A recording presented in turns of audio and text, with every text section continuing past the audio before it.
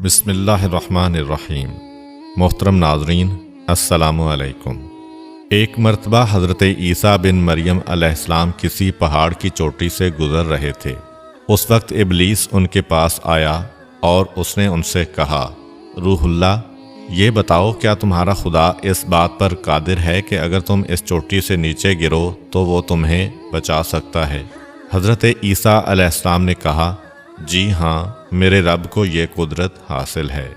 ابلیس نے کہا، یہ بات حق ہے اور آپ اپنے اس دعویٰ میں سچے ہیں تو آپ اپنے آپ کو اس پہاڑ کی چوٹی سے گرا دیں، میں دیکھتا ہوں کہ آپ کا رب آپ کو مرنے سے کیسے بچاتا ہے۔ حضرت عیسیٰ علیہ السلام نے محسوس کیا کہ شیطان لعین انہیں ناجائز وسوسہ میں مبتلا کرنا چاہتا ہے۔ انہوں نے اس سے کہا، لعین، کیا تو چاہتا ہے کہ میں اپنے رب کی آزمائش کروں؟ یہ علیحدہ بات ہے کہ مجھے اس بات کا یقین ہے کہ میرا خدا میری حفاظت کرے گا۔ اللہ کا ہر فرمان برحق ہے اور ہمیں اس میں شک کرنے کی کوئی گنجائش نہیں ہے، لیکن میں خدا کی آزمائش نہیں کرتا۔ کچھ دنوں بعد ابلیس ان کے پاس آیا اور ان سے کہا، عیسیٰ علیہ السلام، تم تو اللہ ہو کیونکہ تم مردے زندہ کرتے ہو اور غیب جانتے ہو اور لوگوں کو غیب کی خبریں دیتے ہو۔ حضرت عیسیٰ علیہ السلام نے اس کی بات کاٹتے ہوئے کہا، لعین، تو جھوٹ بکتا ہے، میں خدا کا مستجاب الدعوات بندہ ہوں۔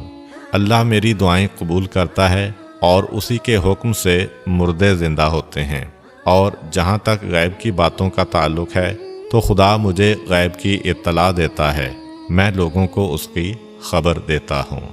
جب ابلیس نے دیکھا کہ عیسیٰ علیہ السلام اس کے جال میں پھنسنے پر آمادہ نہیں ہیں تو اس نے چیخ ماری اور ان کے سامنے سے بھاگ کھڑا ہوا۔ ابو نصر نشاپور کا ایک سلطان ہو گزرا ہے۔ ایک مرتبہ وہ لاؤ لشکر سمیت اپنے دارالحکومت میں داخل ہو رہا تھا کہ ایک مکان سے قاری کی آواز نے اسے چونکا دیا۔ ابو نصر قرآن سننے کے لیے رک گیا۔ قاری نے دلسوز آواز میں سورہ آل عمران کی آیت نمبر 26 کی تلاوت کی، جس کا ترجمہ یہ ہے، آپ کہہ دیں کہ اے اللہ، تو ہی مالک الملک ہے، تو جسے چاہے سلطنت عطا کرے اور جس سے چاہے سلطنت چھین لے، اور جسے چاہے عزت دے اور جسے چاہے ذلت دے، تمام بھلائی تیرے ہاتھ میں ہے، بے شک تو ہر چیز پر قدرت رکھتا ہے۔ اس آیت مجیدہ نے سلطان کے دل پر گہرا اثر کیا۔ وہ یہ آیت سن کر کانپ اٹھا، گھوڑے سے اترا اور رکوع کیا، پھر سجدہ بجا لایا۔ کچھ عرصہ بعد اس قاری کی وفات ہو گئی۔ اس کے ایک دوست نے خواب میں قاری کو دیکھا کہ خدا نے اسے جنت میں عظیم مقام عطا کیا ہے۔ اس نے قاری سے پوچھا کہ تجھے یہ مقام کس وجہ سے نصیب ہوا ہے؟ قاری نے جواب دیا، میں تو ایک بدکار اور گناہ گار انسان تھا، میرے نامہ اعمال میں کوئی خاص نیکیاں نہیں تھیں، مگر اس کے باوجود خدا نے مجھ پر خصوصی کرم کیا اور مجھے یہ مقام عطا کیا، اور خدا نے مجھ سے فرمایا، تو نے دنیا میں ایک سلطان کو ہماری عظمت یاد دلائی تھی، اس کی وجہ سے ہم آج تجھ پر رحم کر رہے ہیں اور تجھے بلند مقام عطا کرتے ہیں۔ جی ہاں، اللہ تعالیٰ کا فرمان ہے، فاذکرونی اذکرکم، تم مجھے یاد کرو، میں تمہیں یاد کروں گا۔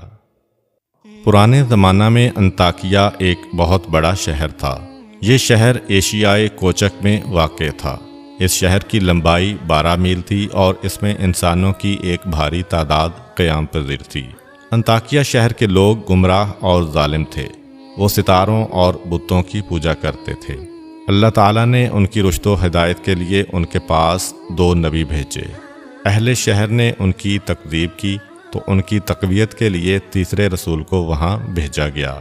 چنانچہ تینوں انبیاء نے لوگوں کو خدا کے راستہ کی دعوت دی اور شہر کے گوشہ گوشہ میں انہوں نے تبلیغ دین کی، لوگوں کو توحید کی دعوت دی، معاد اور یوم قیامت سے آگاہ کیا اور انہیں عذاب خداوندی سے خبردار کیا۔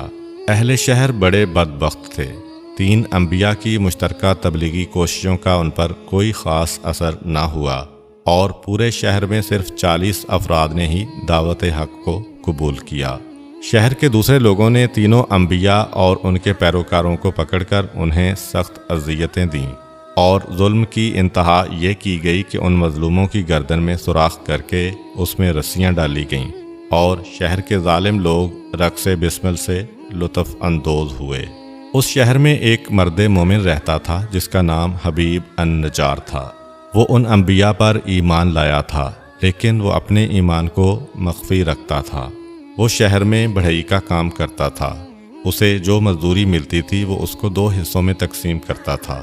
ایک حصہ اپنے اہل خانہ کو کھلاتا تھا اور دوسرا حصہ غرباء و مساکین میں تقسیم کرتا تھا۔ جب حبیب النجار کو اس ظلم کا پتہ چلا تو انہوں نے اپنی قوم کو تبلیغ کرتے ہوئے کہا، اے میری قوم، ان رسولوں کی پیروی کرو، ان کی اتباع کرو جو تم سے کوئی اجر نہیں مانگتے اور وہ راہ راست پر ہیں، اور میں کیوں نہ اس ذات کی بندگی کروں جس نے مجھے پیدا کیا ہے اور جس کی طرف تم سب کو پلٹ کر جانا ہے۔ کیا میں اس ذات کے علاوہ کسی کو معبود بناؤں؟ جبکہ اگر خدائے رحمان مجھے ضرر پہنچانے کا ارادہ کر لے تو ان کی شفاعت مجھے کوئی فائدہ نہیں دے سکتی اور نہ وہ مجھے چھڑا سکتے ہیں۔ تب تو میں صریح گمراہی میں مبتلا ہو جاؤں گا۔ میں تو تمہارے پروردگار پر ایمان لے آیا ہوں، لہٰذا میری بات سن لو۔ کیا میں اسے چھوڑ کر دوسرے معبود بنا لوں؟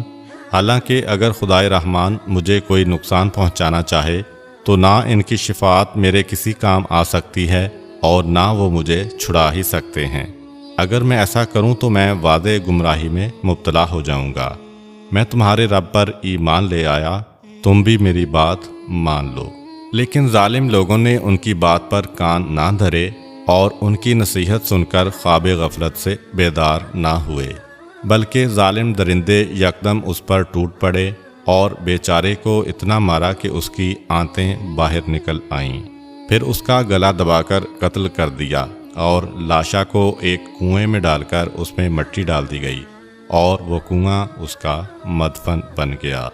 بعض روایات کے مطابق ظالموں نے اسے پکڑ کر آری سے 2 حصوں میں تقسیم کیا تھا۔ ایک اور روایت میں مذکور ہے کہ لوگوں نے اس کی گردن میں سوراخ کیا اور اس میں رسی ڈالی اور پھر اسے صلیب پر چڑھا دیا، جہاں اس کی موت واقع ہوئی۔ حبیب النجار کو موت سے قبل انبیاء دکھائی دیے تو اس نے یہ آخری الفاظ کہے، میں تمہارے رب پر ایمان لایا ہوں، میرے گواہ رہنا۔ اس کے بعد اس کی روح قفس عنصری سے پرواز کر گئی۔